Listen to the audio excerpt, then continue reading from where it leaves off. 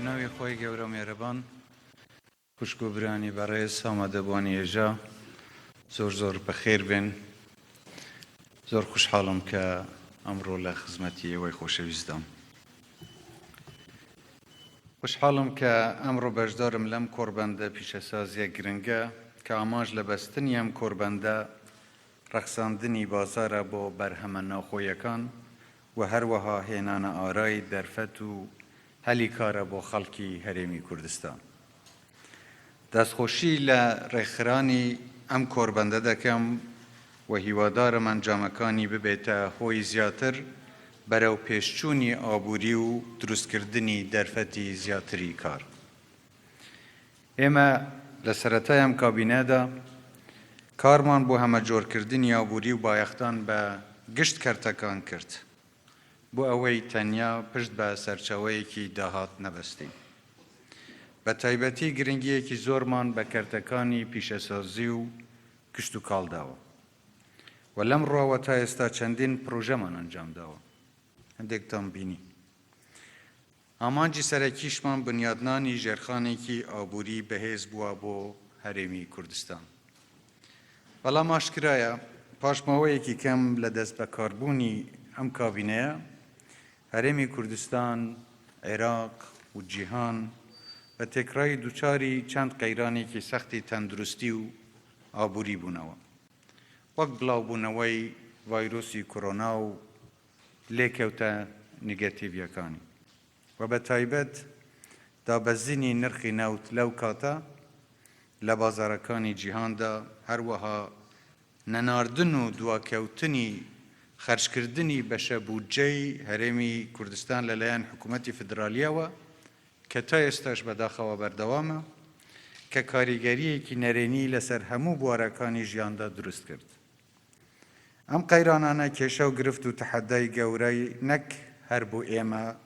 بەڵکو بۆ وڵاتانی زلهێزی خاوەن ئابووری و پێشەسازی گەورەی جیهانیش دروست کرد و سیستەمی دارایی و ئابووری ئەو وڵاتانەی دووچاری داڕمان و زیانی گەورە کرد.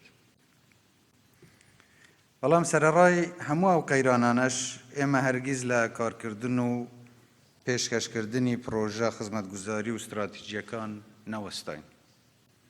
و بە پێی توانای دارایی بەردەست بەردەوام بووین و لە ماوەی تەمەنی کابینەی نوێمی حکوومەتی هەرێمی کوردستان چەندین پرۆژەی گرنگ و استراتیژی لە سەرتاسەری هەرێمی کوردستان لە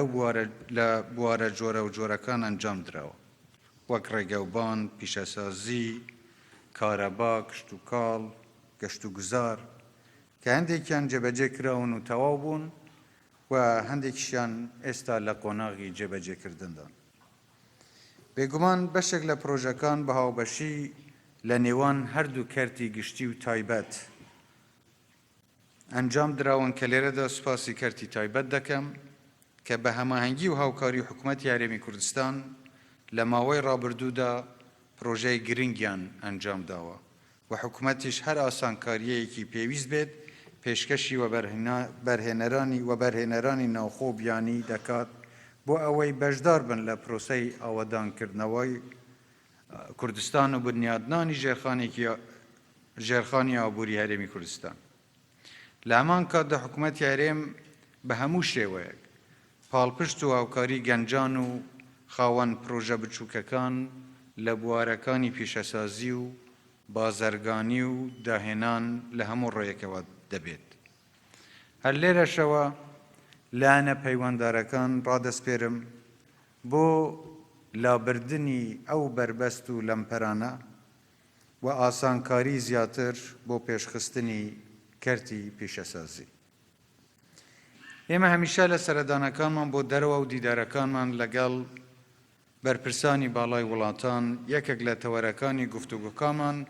ئاڵۆگۆڕی بازرگانی و پێشخستنی ئابووری و دۆزینەوەی بازار بووە بۆ بەروبووم و بەرهەمە ناوخۆیەکان و هەروەها ڕەخساندنی هەلیکار بووە بۆ گەنجەکانمان لە ڕێگەی هاندان و ڕاکێشانی سەرمایەگوزاری و بەرهێنانی بیانی بۆ هەرێمی کوردستان و هەروەها سوودوەرگرتن لە ئەزموون و شارەزایی وڵاتە پێشکەوتوەکان لە پێناو بنیاتنانەوە و گەشەپێدانی ئابووری هەرێمی کوردستان.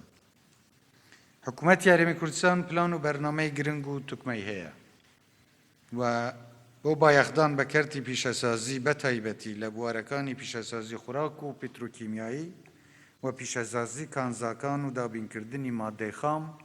بۆ پیشەسازی بچووک و مامناوەند و دروستکردنی چەند ناوچەیەکی پیشەسازی لە شارەکانی هەرێمی کوردستاندا. بەڵام بێگومان بەدیهێنان و جێبەجێکردنی هەموو ئەو پرۆژانە بە پلەی یەکەم بەندە بە هەبوونی سەقامگیری سیاسی لە عێراق بەگشتی و بە هەبوونی پەیوەندیەکی باش و دۆستانە لە نێوان هەرێمی کوردستان و حکوومەتی فدرالی کە ئێمە پێمان وایە پێشکەوتنی هەرێمی کوردستان لە بەرژەوەندی هەموو عێراقدایە لە بەرژەوەندی هەموو هاوڵاتیانی عێراقدایە و پێویستە بەو چاوەوە خوشک و برایانمان لە عێراق سەیری پێشکەوتنی هەرێمی کوردستان بکەن نەک بە پێچەوانەوە هەوڵی ئاستەنگ و کێشە و گرفت دروستکردن بدەن بۆ هەرێمی کوردستان. ئێمە بەو داهات و توانەدارایە سنووردارەی لە بەردەستمانە ئەو پێشکەوتنانەمان لە کوردستان دروست کردووە کە لە هەموو بوارەکاندا جیاوازیەکی زۆری لەگەڵ ناوچەکانی تری عێراقدا هەیە. بەڵام بەداخەوە لە جیاتی پشتیوانیکردن و دەستخۆشیکردن هەندێک لایەن هەوڵی وەستان و سزادانی هەرێمی کوردستان دەدەن. بۆیە هیوادارم ئەوانەی بیر لە تێکدانی پێشکەوتنی کوردستان دەکەنەوە کەمێک بیر لەوەش بکەنەوە ئەو هەموو شەڕ و پێرانکاریەی لە ساڵانی ڕابردوودا لە عێراق ڕوویاندا چه قازانجێکی بە خەڵکی عێراق گەیاند و ئەگەر ئەو هەموو توانا و داهاتەی عێراق لە جیاتی شەڕ و وێرانکاری و ململانەی سیاسی لە خزمەتکردن و ئاوادانکردنەوە و پێشکەوتنی عێراق بەکارهێنرابوانایە ئێستا دڵنیاین عێراق یەکێک لە وڵاتە پیشەسازیە پێشکەوتوەکانی ناوچە و جیهاندا دەبوو. ئێمە لێرەدا دووپات دەکەینەوە کە خوازیاری باشترین پەیوەندین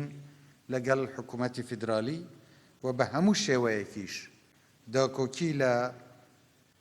مافە دەستوریەکانمان دەکەین لە پێناو زیاتر پێشخستنی هەرێمی کوردستان و سەقامگیربوونی ئاشتی و ئارامی لە هەموو عێراق. جارێکی دیکە دەستخۆشی لە ڕێخەرانیان قۆربەندە دەکەم و هیوای سەرکەوتنتان بۆ دەخواست.